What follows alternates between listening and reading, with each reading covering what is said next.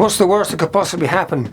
And then just go for it. Now that is some pretty stupid advice, and I'll explain why today. Hi, my name is Mark Gibson and welcome back to 1 Million Cats, where we are building a global community of 1 million curious, audacious, tenacious cat people around the world who want to pick one big, bold, outrageous goal and go for it. Ask yourself, what's the worst that could possibly happen?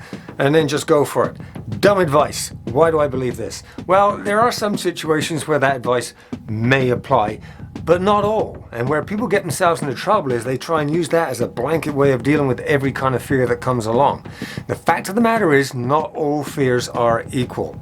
In fact, there are two kinds of fears, and I'd like to break them down for you. They are what they call horizontal fears and vertical fears. There are some fears that if you just ignore the fear and go for it, you might get a little embarrassed, you might get a little frustrated, you may put yourself in a bit of a sticky situation or something, but basically you'll get through it, you'll survive, you'll learn a few lessons, you might fail, and you'll move on with your life. That is what I call a vertical fear. But there are some fears that if you totally ignore them and just blindly blast through them, they can have some pretty dire consequences. They are what I call horizontal fears. In other words, you don't get up from these fears. There is no recovering from failure.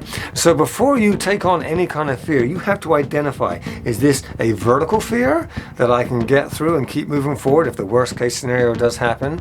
Or is this the kind of fear where if the worst case scenario happens, I cannot recover? This is catastrophic.